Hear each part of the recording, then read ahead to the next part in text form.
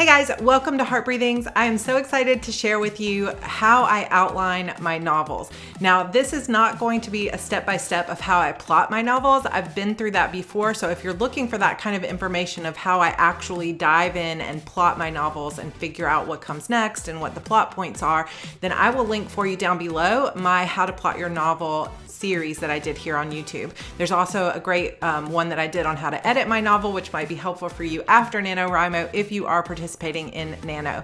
But what I've got for you today is a little bit more of an inside look at exactly how I gather my materials, what materials I use when I'm plotting and when I'm outlining my novel, how I actually go about the process of doing it, and then when I kind of know that I'm ready. So if you're looking more for that, like what materials and how I go through the process, then you are in the right place. So stay tuned. Okay, so before I get into the rest of the video, which is all the top-down stuff, and I know this is going to be a long one, but I hope that you guys find it useful. Before I get into all of that, I am going to give just a little bit of a caveat here. I am, obviously, if you're new to my channel, you'll just be learning this. If you've been with me for a while, then you know this to be true, and you can kind of tell from the craziness behind me. I am someone who likes to organize everything color-coded, lots of materials, lots of stationery. It not only inspires me, but it helps me stay organized with my thoughts. It helps me see things at a glance and know this is the color that goes with this point of view. And I also write a lot of multiple POV novels. So my main Shadow Demon saga is 4 different points of view. My Eternal Sorrows series, which I'll be working on today, I'm going to be re-outlining that book coming up for Nano. So that has 8 points of view. So if you're just writing a single POV, you don't need all these colors and all this other stuff, but I just wanted to give you some examples and a real look at what I do. So maybe it'll give you some ideas of what you can do if you have multiple POVs, or if you want to sort of organize your books a little bit better when you're outlining. So I know that none of this is necessary. It's not like having 5 different or 8 different colors of note cards or a certain kind of pen is going to make your book better. But for me, writing is something that I tend to procrastinate on a lot, even though I love to do it. There's that fear, even after 25 novels, that I go, oh my gosh, you know, what if it's not going to come out the way I want it to? Or, oh my, there's some laundry to get done, or I've got to clean this up, or whatever. So it's something I still have resistance on. And something that helps me overcome that resistance is diving in with materials that I like to use, like the note cards, the sticky notes, the stickers, the pen. But I'm not saying in any way that you have to use this stuff to be a successful novelist. You could literally just have a notebook and a pen that you got from somebody's dentist office. It does not matter. What's really important is what's going on up in your brain and figuring out your own process. It took me a while to figure out this process for myself, but it's something almost like a ritual for me, that when I get the note cards together, the colors chosen, I get my notebook set up just right, it begins to trigger a lot of thoughts in my brain about what's happening in the story. And so it's just a way to sort of ease myself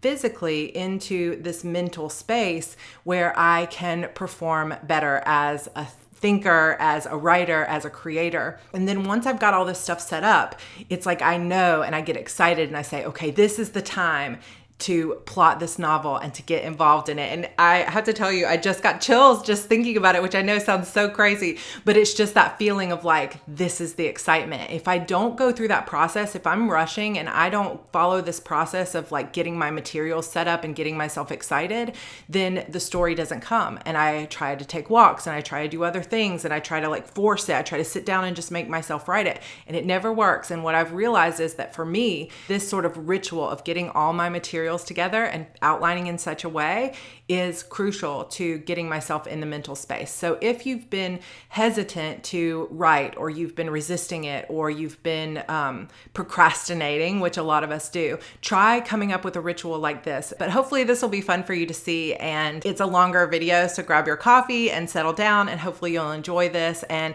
if you are participating in NaNoWriMo and you decide to do something similar, then tag me on Instagram and let me know kind of how your outlining is going. I had said that I was going to be working on book 11 of my Shadow Demon saga, but I didn't finish this book because the plot was getting wonky. So I did exactly what I was just talking about.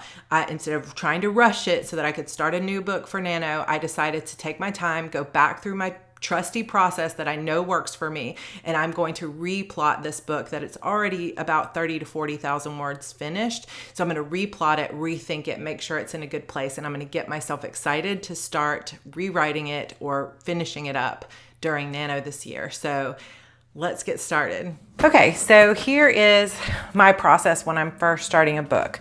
So I will gather all the materials that I need to get started. So first of all, I do have a set of index cards that have some basic reminders of the different plot points. So I will link for you down below and hopefully up here in the cards somewhere on the screen, my How to Plot a Novel series. And this may not be the way everybody plots their novel, but this is the way that I've found by reading a bunch of different books and kind of pulling from my favorite resources. So when I'm actually sitting down to plot, I will pull out index cards that I've written just some little reminders of what each of these plot points is about. But the ones that I have are a little bit older because they don't include some of the newer books that I found, like K.M. Weiland's Structuring Your Novel, that were amazing. So what I've been working on the last couple of days is creating a new set of sort of cheat sheet cards. So they're not completely finished. But for example, Act 1, the hook, which is kind of like James Scott Bell calls the disturbance or the opening image. So this says like the opening question you want the reader to ask, so that they're asking what's going to happen. So that's just like a little cheat sheet about the hook and so on. So I have cards here for each of the points in my plotting process, and this doesn't actually have the plot of this novel. These are ones that I can use over and over again. So when I start plotting, I make sure that I have these cheat sheet cards. These are things that I know, but sometimes like reading it again will spur a new thought. So I have my index cards. That's the first thing. Then I also pull out a set of index cards that match the points of view that I'm going to be talking about. So, or that I'm going to be using in the novel. Sometimes it's just a single POV, so I would use a single color or maybe white. But with this book, it was a challenge because usually you can only find like maybe 4 or 5 different colors of index cards if you go to Staples, but I couldn't find 8 different colors that also match stickers that I'll show you in a minute. So I ended up cutting my own note cards out of cardstock paper that I just bought at Michael's. So I've got my 8 points of view. I have green, pink, blue, black, red, purple, a lighter color of green, and yellow. So I've got these different note cards, and you can see I only have a few of the black ones because that's for a POV that doesn't appear very often, but I just cut these out myself with a paper cutter. So I make sure I have whatever note cards I'm going to be using for the POVs are ready to go as well. I will usually have scissors because I might need that for cutting washi tape. I get some of my favorite pens. Now this is just a pen that I've been using a lot lately, the Pilot Precise V5 Retractable, or RT. It's a very fine point and I super love this pen. So I'll be using that. Then I will gather any kind of stickers that I want to use. This is obviously completely optional. You don't have to use any of this stuff. I just find that if I can sort of sticker up my plotting notes and my brainstorm notes, that it just makes me happier, and the happier I am doing something, the more likely I am to follow through with it. So it's just a little trick that I use. So this is a big book of happy planner stickers that I can use when I'm going through my brainstorming notes. So I'll show you that. So I'll usually gather any stickers I want to use. Then I also have a lot of stuff that I've put into this Erin Condren tote. So I've got, as you can see, washi tape. Now this is kind of glittery washi tape because, hey, it's Nano this time and I'm going all out. It's also the end of a series that I've been writing for more than a decade. So I am going to go all out with it. So I've got all those different blingy kind of colors, and there's 8 of them, in the same colors basically as I have the note cards, except that I couldn't find yellow, so I'm going with gold for that one. And then I also have the same 8 colors in skinny washi because I use the skinny washi in a different way. So I've got washi tapes that match the colors of my note cards. And like I said, this is definitely extra and not necessary, but I wanted to show you guys how I do it. Then I have these stickers are ones that are called teacher created resources on Amazon, and they're really for like chore charts or whatever, or, you know, behavior charts in the classroom. But I found them and they happen to have 8 different colors on them. So I bought a ton of these so that I can use them in different plotting. But that's how I chose the colors for my note cards. So that's where that color system came from, and why I'm using 2 greens, for example, so that I could use these stickers to mark different scenes for POV. So I'll show you how I use that in a minute. So washi tape, index cards, stickers. Then the next step is all the pens that I use to help me color code.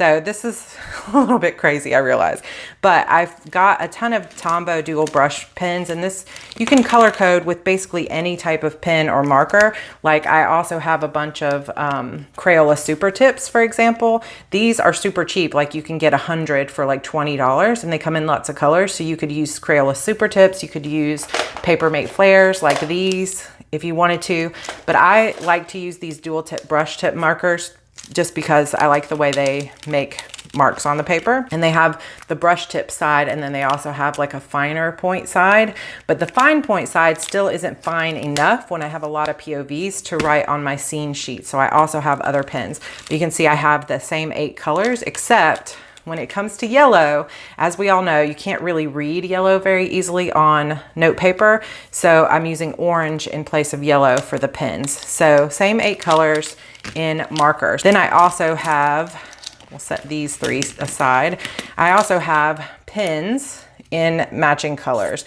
And this particular set of pens that I have, these are SEPA pens, and I got them very, very inexpensively on Amazon. And I'll link as much of this stuff as I can down below in the description box.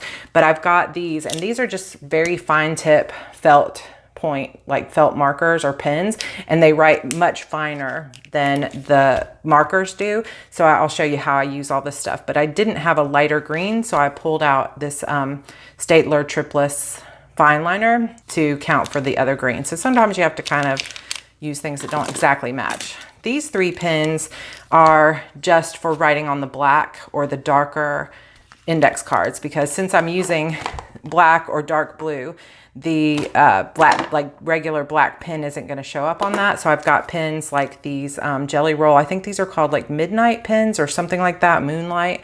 And then this Uniball Signo white pen. These write on dark paper like neon. So I've got those for writing on the dark index cards. So this is kind of my toolkit, so to speak. And of course, I don't have all this stuff usually out all at once. Actually, I will use my new NaNoWriMo mug. I just got the mug, the hoodie, and the t-shirt in the mail. And I also donated, so I got some of these cool postcards. So we're gonna use this mug for now to hold all these pens. Ta-da! So this is a Happy Planner Deluxe cover. They still sell them, but I think they might be only on the website. Sometimes you might be able to find them at Michael's still. But this is just a big cover, big Happy Planner cover that holds a Happy Planner. Now, if you've seen my How I Plot in an Old Happy Planner video, this is basically the same system, though I have updated it, but I will link that video down below for you as well. So you can see here, I already did a little bit of pre-planning when I was choosing the colors. So this is a key that has the stickers and the matching colors. So this was the brush tip side and the marker side of the dual brush pens. And then this is the little SEPA pens writing. So you can see kind of the difference in the thickness of it. So this is my little key for the POVs, and I'm gonna keep it up here in the front. Part of the tools that I use for getting everything set up is I will get like a new tab for this. And what I love about these disc systems is that you can pull the paper on and off. And as long as you have one of these, which is like a hole punch, you can punch any size or any type of letter size paper. So if you printed something out, like my plotting guide, for example, you could punch it and put it into this planner. And you could do the same thing with like a 3-ring binder, anything like that. But I like the discs, not only because they're pretty, but also because I just like the functionality of it. So I like this system. So I will get all the papers that I want to use in this plotting together. So when I'm gathering my materials, I will print out anything I'm going to use. Like for example, I created for you guys a free word tracker for NaNoWriMo. Now this doesn't track your word sprints, but it just tracks your progress. And if you want to see a walkthrough of how to use this, then I will link down below. It starts at 20 minutes on my How I Win NaNoWriMo or Why I'm Participating in NaNoWriMo or one of those videos. So I'll link it down below. So I have one that takes you to 50,000 words, but I have another one where you can choose a custom amount of words. So I'm going for more than 50,000 words, so I'm going to use this one, but I printed them both out. Then I've got all these other sheets that I have printed out. So spoiler alert, I have not actually revealed this cover, and it's not printed to the best of the colors, but this is the cover for the book. And so I like to put that in here just for inspiration for the cover. So that's what it looks like. And I printed it out on this sheet. Then I also have old Happy Planner pages. So I don't even know what year this is from, probably like 2017 or something. And I'll show you when I'm doing the setup, how I set this up. So I got those, a couple of those pages to use for plot. Then I have some just dot grid paper, if you can see that I purchased a template on Etsy, or like I purchased dot grid printable paper on Etsy. So when I need dot grid paper, I just print it out for myself, and then I use the hole punch to punch it. And then I have my own plotting guide. So I printed this out 8 times because I have 8 points of view. Now I will tell you, just to talk about how I'm actually plotting 8 points of view. I will fill this out for every character as detailed as I can, but for some characters, like the dark one, for example, which I was saying I'm using the black note cards for, she's only gonna have a handful of scenes in her point of view. So I might not go through the entire like Act 1, Act 2, Act 3 for that character, but I am probably going to pick out certain parts of it. For my main characters, Parrish, Noah, Crash, and Carmen, and probably this one, also the boy. For those 5 characters, I will fill this out completely in detail because each of their POVs matter. Now, everything on these sheets might not appear in the book, but I still, as the author, want to know it because it's going to affect how the other characters react and act in the story. So, for example, when I get to Crash's POV, we may not see an inciting incident or inciting event in his point of view. We might see that he and Parrish are together, so we see it in Parrish's point of view, and Crash is also sharing in it, or Crash might be somewhere else and we never see his inciting event because it's not as important to the story. But that's the way you have to do it with multiple POV, because if I were to take all 8 of these characters, fill out every tiny little piece of like plot points for those 8 characters, and then write them all into the story, it would either have to be very, very like fast storytelling that wouldn't give you any depth to the character, or it would have to be like a 400,000 word novel. So that's what I've learned by writing many multiple POV novels at this point, is that you have to kind of know what everybody's plot is individually, and then you have to go through the process of weaving those together and deciding which scenes are important in which character's POV. Now, Parrish is the character that I consider my main character. She appears on stage most often, and she's really the heroine of the story. Her character arc is the most important. So I will fill this out in detail, and we will most likely see her entire story arc in the novel, but that might not be true for every other character. So just a little tip there if you're trying to figure out multiple POV. One of the sad things is that most books on plot will touch only on single POV and only on first book in a series, because they're kind of talking about standalones that are told from a single point of view. That's what I find to be true. Or you find romance ones that are specific to dual POV in a romance. But what about a fantasy novel that has 8 POVs? There just are no great resources on how to write that, except maybe a handful of blog posts. So what I've learned about writing multiple POV in fantasy and contemporary fantasy, I've learned it by writing, 10 novels that are multiple POV, and also by reading Wheel of Time and A Song of Ice and Fire, and a lot of other great like fantasy type novels that have multiple POVs in them. So you learn by reading. Then I have just pages that I've already started filling out that have notes to them. So this is where you can kind of see where I use like washi tape in my notes. Now some of these are just like fast and dirty because I just wasn't being particularly, feeling particularly stickery. But you can kind of see how I use stickers and different colors of pens in my planning and washi tape and things like that. And this is obviously completely optional, not something that you need to do, but I just enjoy doing it because it makes my notes more interesting to look at. It makes them more interesting to take, and I just enjoy it. Because if I didn't have any color on this page and it was just all words, then it would just run together and nothing would stick out. So when I'm reading this and going back through my notes, it's just easier to pay attention to them and to enjoy it and to like them when they look nice. So that's just a personal preference. You don't have to do that. This is also a scene grid for like Act 1, Act 2, Part 1, the midpoint, and so on. So I will use this for like practice, and I have several of these printed out for when I'm like going through ideas for my story. So that is the materials that I use, and that's the first step is getting the materials. Next, we're going to talk about setting them all up. Okay, so basically, like I said, I would have normally just gotten them all together, and then to set it up, I would go ahead and hole punch. But I already did the hole punching so that I didn't have to do that on camera. So these are those happy planner pages. And what I'm gonna do after I set them up is put them into the planner, but I'm gonna hold on to those for now because I'm gonna set those up in a different way. But basically I just would go through and I'm gonna put all of these pages onto the discs.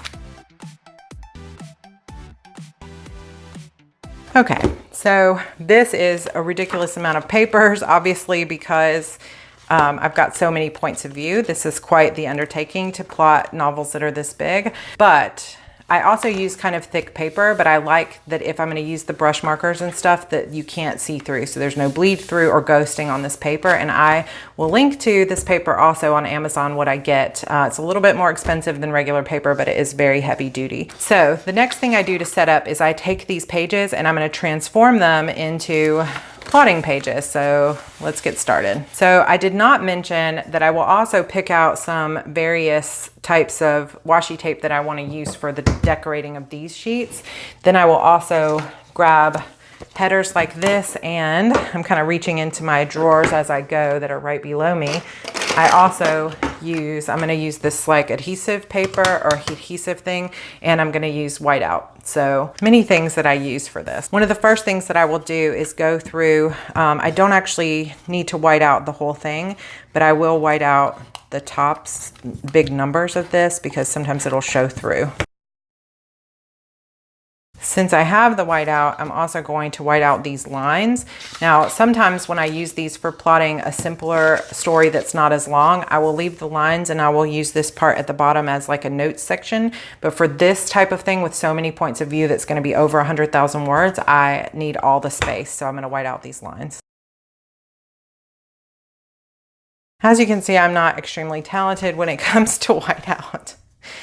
But I chose this particular old happy planner because it has these roses on it, and roses are important in a lot of my different series. So the next thing I do is I start to kind of decorate the pages with washi tape so that I can cover up the old things. So this is, if you have like an old planner or happy planner in particular sitting around, this is a really great way to use it instead of throwing it away.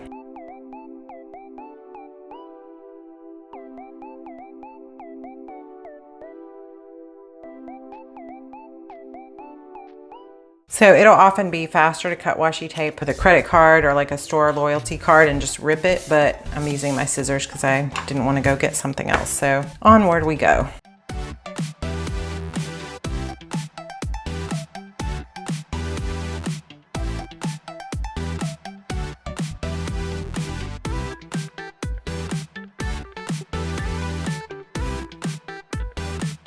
Okay, so if you're somebody who like gets really upset that lines aren't perfect, you probably do not love what I just did, but it's basically not something I worry about, that everything has to be like just perfect. I just want it to be, you know, good enough for me, and I don't worry too much about like perfect straight lines and stuff. So this is basically the original, the like main plotting sheet. Now I also will often take these stickers and I will put them over here and create a key similar to this one. And I probably will go ahead and do that real quick.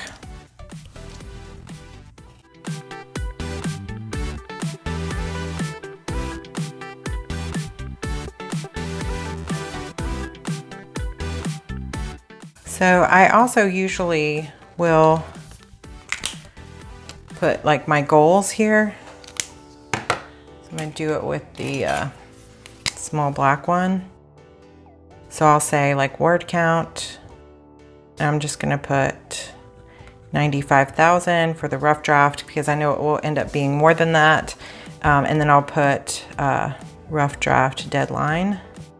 And I would usually fill that out, and any other little information that I want to put, like setting or, you know, anything like that, I might put over here. So when I'm creating these particular, I separate them by act. So it doesn't exactly work out because I only have 7 slots. I would rather have 8, but this is act 1. And then I'm going to put a little one underneath because this is like act 1, the first half. Then act 2 or Act 1, the second half. Then we've got Act 2, the first part, and Act 2 is really the longest part of your novel. So this is the second part, and then Act 2 continues. So this would be like the third part of Act 2, and this would be the fourth part of Act 2. And this is kind of just a way that makes sense to me. You could put these out however you wanted, and then all of Act 3 usually fits in this last row all by itself, because it's usually a lot of action, but it's not a lot of like plot points to hit. It's just, you know, the storming the castle, black moment resolution kind of stuff. So this is how I set up the page. So once that's set up, I will take it and actually put it into the planner. So since I don't want these other like empty pages to show up, just something that I will do is take any kind of adhesive, and I will usually do like the corners and maybe like another little spot here or there. And then I will fuse these pages or tape them together. And I just use the rings to match them up. So there is the page. Now it becomes this one page. And then I'm going to put this one that's going to have dot grid on the back of it onto the back part. So now that becomes this page, and I can write notes on the back. The next thing I do for setup, again, is totally superfluous. So I'm just going to kind of show you what I'm doing with this washi tape. Oh, that one's still, I'm not going to use that one for video, even though Parish's would go first and she's purple. I'm just going to go ahead and set up Noah's here, and then I'll do the rest kind of off camera. But so I would take whatever washi tape I'm going to use, I would do it in his like POV color, and I would, you know, cover like some piece of the paper so that when I see this paper in a set, I can be like, oh, okay, that's Noah's page because it's blue. And so I'm only going to use this sparkly on the very front page of his. And then for the other pages, I'm going to use this skinny washi tape because I only have so much of the blue sparkly one.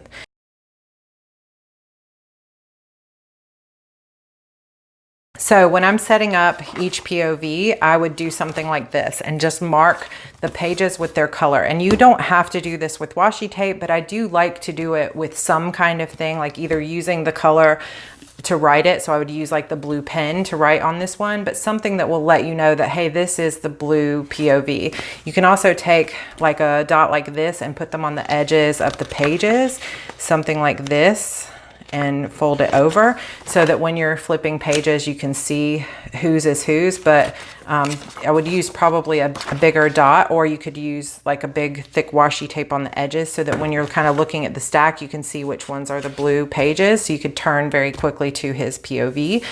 You could also make a washi tape flag. So you could do something like this.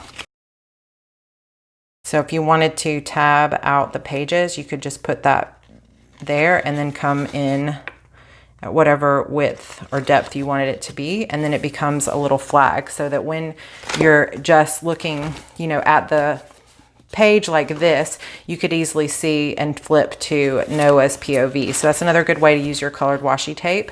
And then you would have it in all the different POVs like tabs down the page. So I'll show you that once it's all set up a little bit later. So I would do that for each POV basically so that they're easy to flip through and see which colors are which. And that is basically all of the setup. Hey guys, so it is the next morning and I just took a little bit of time to finish setting up my plotting notebook, which basically the only thing left to do was to add the side tabs and all the colors to the pages so that when I'm flipping through, like if I were to pull them out, I could easily see whose was whose because I've got the color coding on them.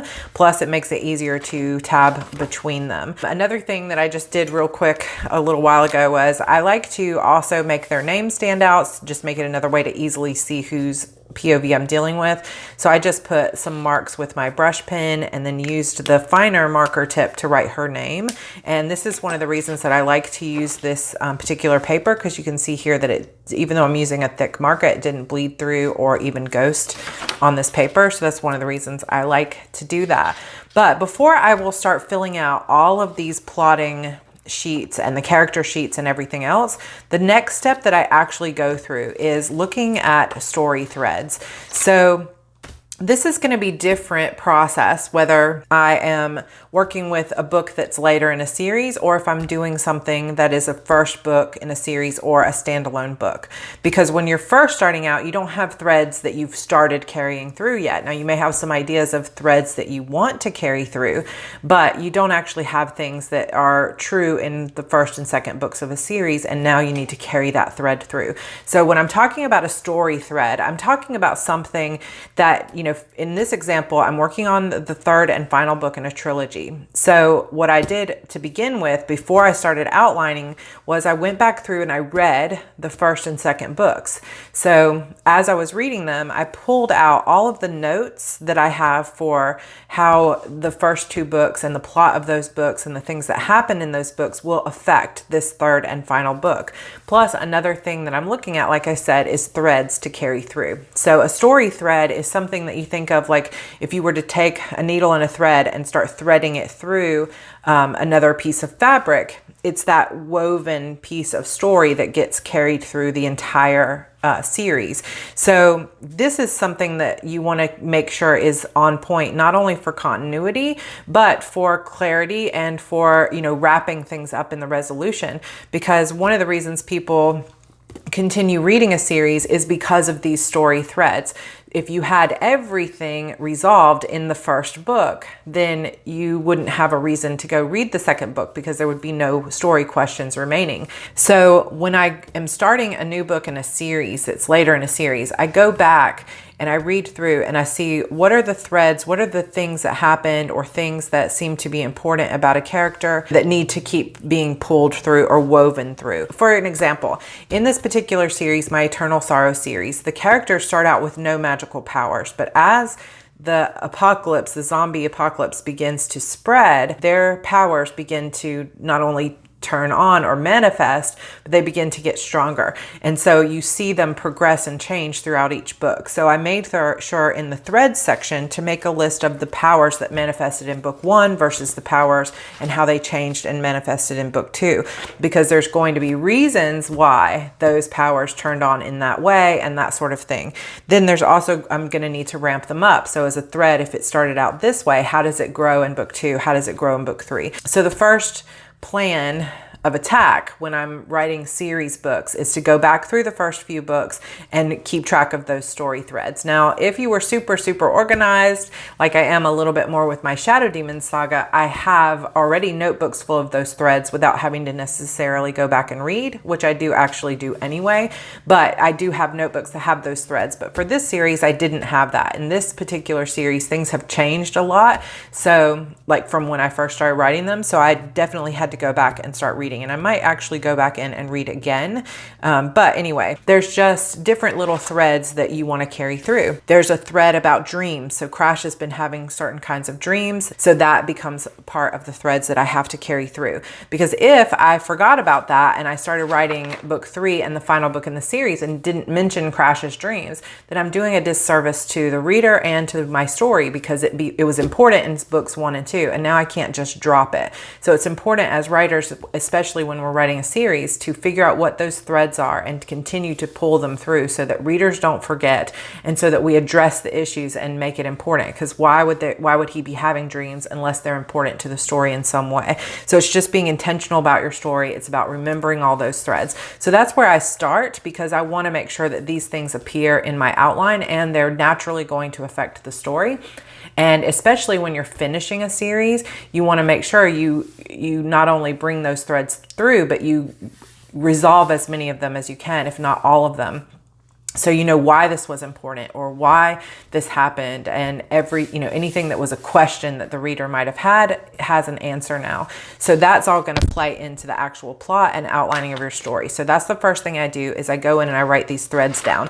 Then I will actually just start brainstorming scenes that I can use. So these are scenes that I have either written in a previous book and pulled out because they weren't right, or like if I had written it in book 2, but then it didn't quite fit into book 2, I might write it and use it in book 3.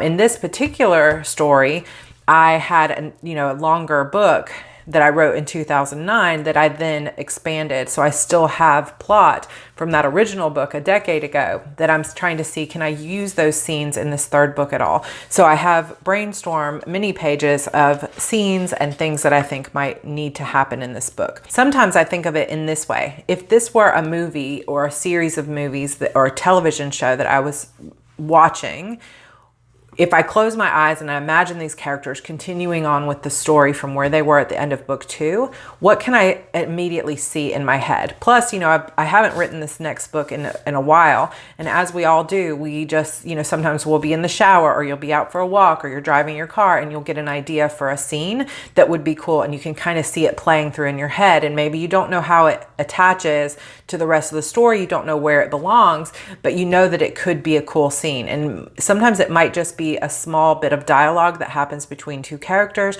or it could be a really big scene that you know. So this is the point where once I've figured out all the threads that need to carry through, I'll go through and brainstorm the different scenes that I know I want to put into the book. And sometimes these scenes won't make it in, but they're just ideas that I've had so far about the scenes. And then as I'm doing that, I also will kind of bring in the threads and how they apply to the scenes that I've already kind of imagined for myself. So this is like story and scene brainstorm. And this is valuable for me to do all of this stuff and ask myself the questions that I want to ask to help pull the story out of me before I actually start officially going through and filling out these character sheets. Sometimes this can take me a couple days. Sometimes it can take me a few months to do this part of the process where I just sit down and I start brainstorming the threads, the characters, what needs to happen, what scenes need to happen. But once the threads are done, once I've made lots of notes about the different scenes that I might want to use, then I will go back to the character sheets. And this is, of course, more time consuming the more points of view that you have. But since this story has 8 points of view, I need to get cracking on it because I need to understand where the story is going before NaNoWriMo begins in about a week. I would go through these sheets, and if you want to see in more detail what these sheets mean and why, you know, what exactly is a hook or what exactly is the dramatic question, then I will link for you that plotting series that I did where I talk about all of those things. So I would go through one piece at a time and focus on each character. Now, because I've written out all my threads or the things I know to be true about that character in the previous book, it makes it easier for me. But you would also do this if you were starting a brand new book and just starting to explore this character. So you'd be thinking about what is their deepest desire? Like, what's their wound? What happened in their past? And if you're deeper into a series, you need to be thinking about, like, they had that wound in the past. How have they already started to overcome it? And what's going to happen in this book that pulls them into the final version that we're going to see of them, that final person, because this is the last book in a series. So it's going to depend where you are in the series. So for my Shadow Demon saga, the next book that I'm writing is book 11 in the series, but there will be a 12th book. So I wouldn't want to pull Harper into her final person, like the way we're going to see her where everything's resolved at the end. But I'm going to actually challenge her even more in book 11 so that she can grow in book 12 into the person she needs to be to defeat or to fight that final battle. So you're always thinking where you are in the series, because if I had resolved everything about Parrish in book 1, then where would that character grow in books 2 and 3? So you need to think about how long your series is going to be and where your character arc is in terms of, you know, how far she's going to grow in each book.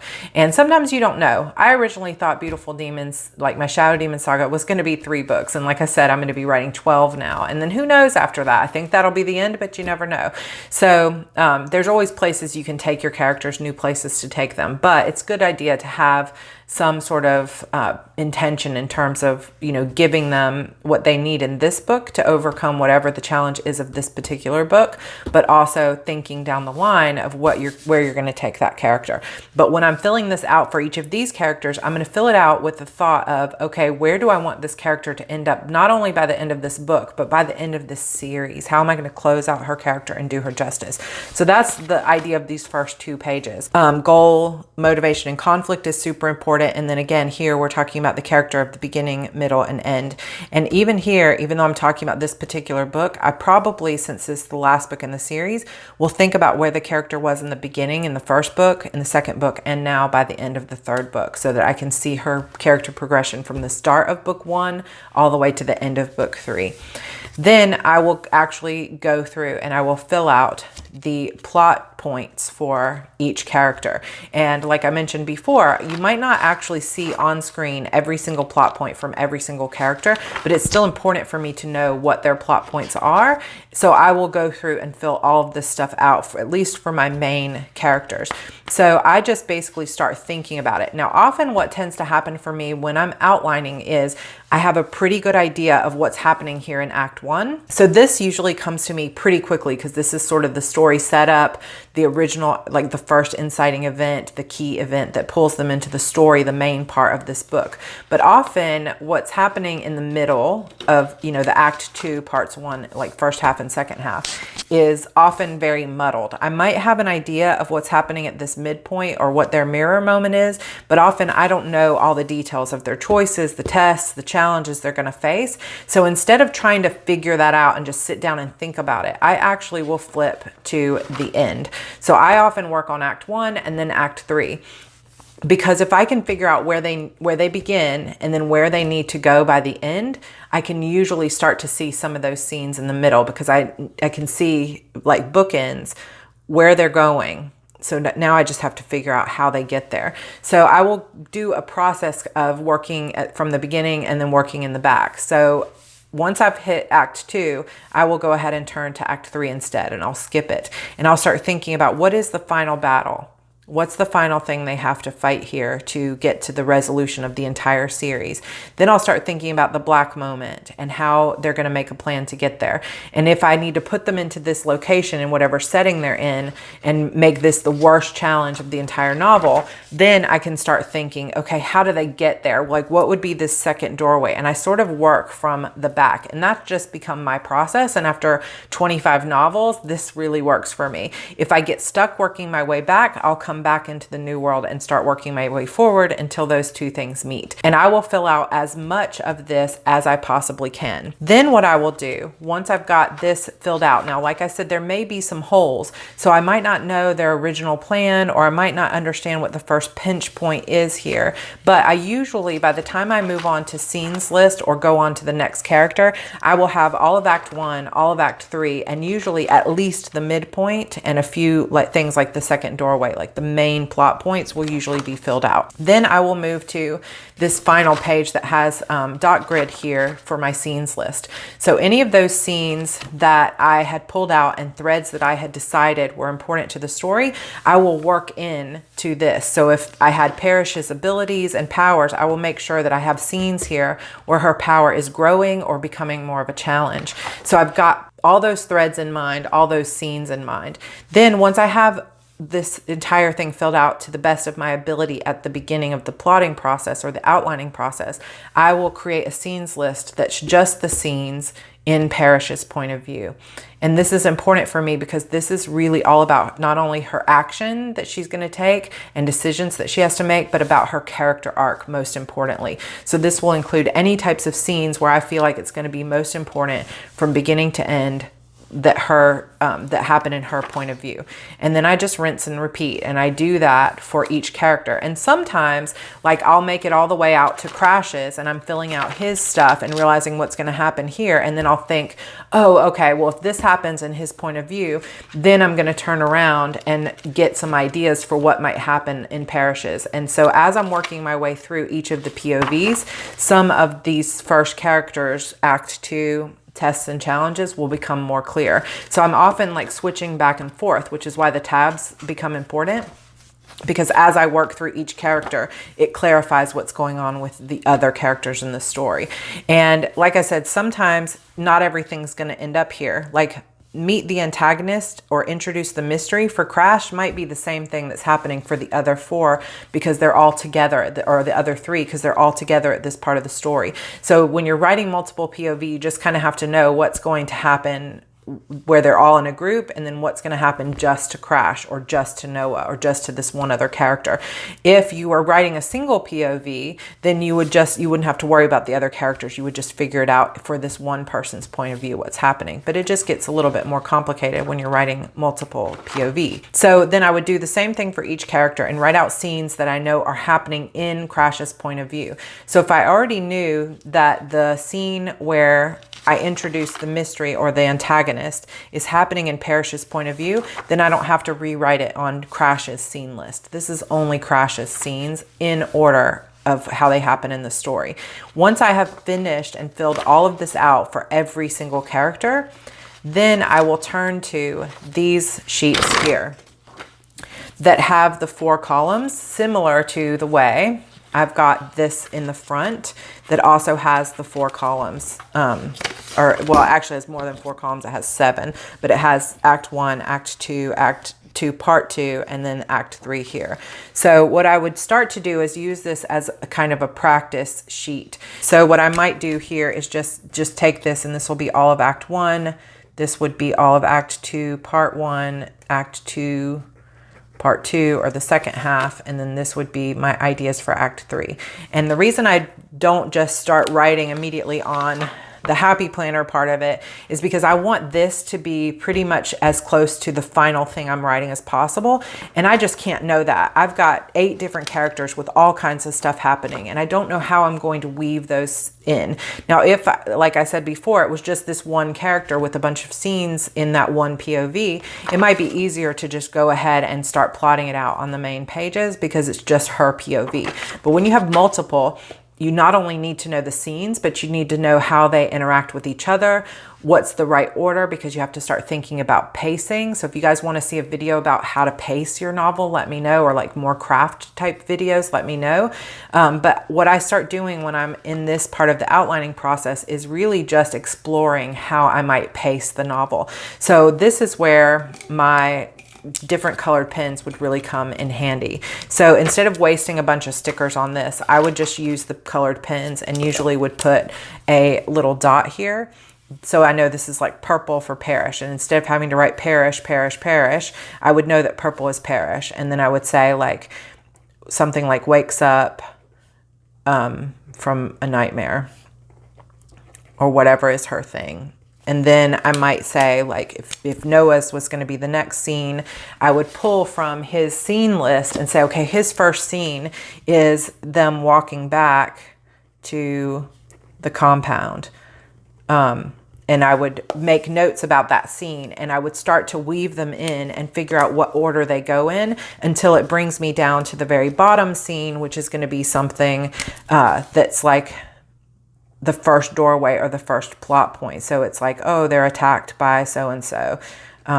So that would be this plot point. So I would just continue to do this. Now, as I'm doing this and as I'm trying to figure out how they get to the end, I'm probably going to hit some places where it's like, even though I've written this down, I get down here and I realize, oh, I really should have put Noah's scene later into the story. And it will just begin to become more clear as I go. So that's why I have several of these types of sheets printed out, because I'm going to fill it out. It's not going to work. So I'm going to take what I've learned here, pull out the next sheet, do it again, and then try to weave them together. And even when I feel like it's pretty good, sometimes it's inevitable that when I'm writing, it's going to change again. And that's one of the things that I think a lot of people don't allow themselves to do when they're writing, is they don't realize that it is going to morph and change, and you can try to plot and plan and outline as much as you want, but for most of us, as you write, it's going to shift and change again. Like a lot of times I'm going to get to the end of Act 1 and that scene is going to come out slightly different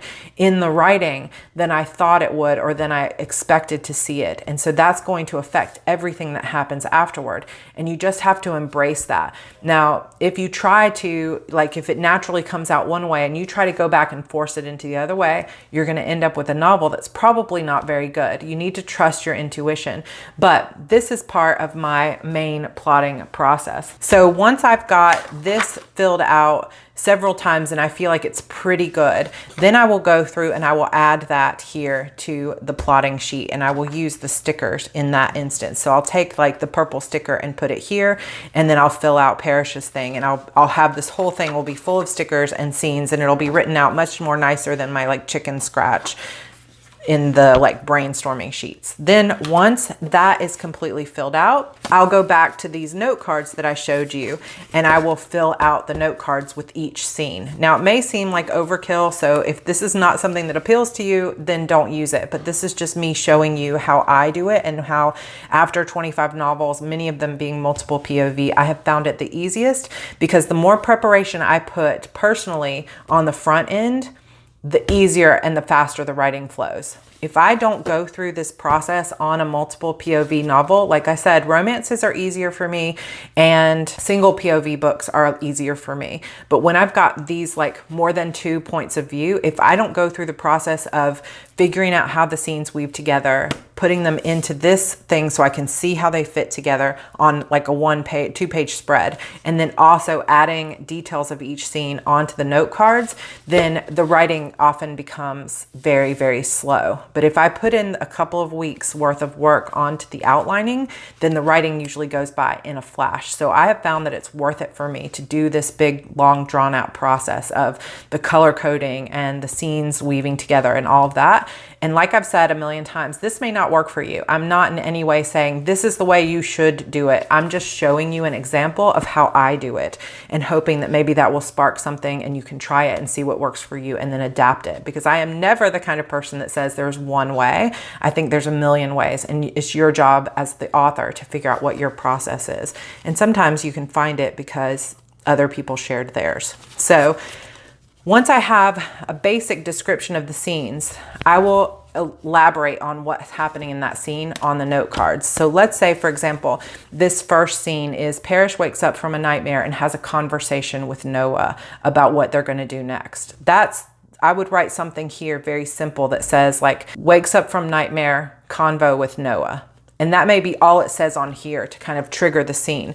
But I need to have more of an idea of what's happening in that scene and why. So that's where the note card comes in handy, is I would pull out my purple note card for Parrish's point of view, and I would elaborate on that. I would say Parrish wakes up from a nightmare about her sister, and it feels hauntingly or chillingly real. And then she has a conversation with Noah, who is already awake and guarding the door, about what they're going to do next. They share their fears, and Parrish tells him that even if nobody else is willing to go to New York, she's going regardless. So I've got all of that written down on this note card. Sometimes I will also write what I think is adding tension to the scene, what's the conflict, and how do I want to portray those emotions. And often I will write like how I want the scene to end, like how do they exit the scene. So I'll write Carmen wakes up and interrupts them just before they kiss, or whatever. So that becomes the first note card. Then if the next scene is happening in Noah's point of view, I would pull out the blue note card and I would write his until I have every single scene with as much on it as I know. Now might be some scenes in the middle where it would be like, I don't know what's happening in this scene, but I know I want something from Crash's point of view where he's going to do something that is secretive, but I might not know what that is yet. And I'm going to leave that to my intuition as I'm writing, but I'm still going to include a note card where I say Crash does something in secret with a question mark, and I'm still going to put it where it belongs in the order of scenes. And then when I'm coming to it, I'm going to have given myself a couple of weeks potentially to let my subconscious mind work on what it is that Crash is trying to hide from everyone. And then hopefully when I get there, I'll know what it is. So that is my outlining process. If you guys would like to see an update on this at the end of the outlining process where you can actually see it all filled in, please leave a comment down below and let me know, because right now I haven't gone through the work. Now I did plot out this novel last year, at the end of last year, but I didn't like the direction and I got stuck. So that's why I have decided, instead of trying to continue to work on my old outline for NaNoWriMo, I am going to dedicate myself to filling all of this out. So if at the beginning of November you guys want to see all of it done and how it looks, please comment down below. But this is basically an overview of my process. The reason this becomes magical is because when I sit down to write on November 1st, I'm not going to have any doubt about which scene comes next or what's happening in that scene. I am going to sit down and I'm going to pull out the first note card and I'm going to say, okay, this is what I'm writing, and I'm going to set my 20-minute timer and I'm going to work on this scene and see how it comes out. And when this scene is done, I just turn to the next note card and I write what's on here. And that will continue for the majority of the book. But it will happen inevitably that I'll get to a scene that changes everything, and I might have to go back through midway and replot a few things or move things around, and that's just part of the process. But starting the book knowing what these scenes are and knowing that I have a plan makes it write so much faster, rather than sitting there every sprint thinking, I'm not sure what's going to happen, or, you know, you meander around the story a lot more. I plot within an inch of the story's life, and then I surrender to the fact that things are going to change and they're going to morph and they're going to grow as they go. And I trust my own intuition at this point, and I trust my process. I know that this is a great way for my brain to feel like I'm in control of the story, and it convinces me to get started and to not be afraid of it. And then once I get into the story, I trust that it's going to come out the way that it needs to, even if it means throwing half the outline out. It wasn't a waste of time because it got me writing and it got me to where I could figure out the story. Okay guys, that is my very long and detailed look at how I outline my novel. If you'd like to see more smaller, shorter videos on some of the details of how I actually put together my plot and my outlines, please let me know. Or more videos on craft, please comment down below and let me know, and I can plan those for the rest of the year or in my 2020 content. I hope that you enjoyed this. If you did, please hit the like button so that it will help my channel and help YouTube to spread the word about Heart Breathings. And if you are not yet subscribed, hit that subscribe button down below, as well as the notification bell so that you'll be notified whenever new videos come out from Heart Breathings. All right, guys, that is it. I hope that you have a great weekend and a great rest of the week planning your NaNoWriMo novel or whatever's coming next for you. I will talk to you soon. Bye.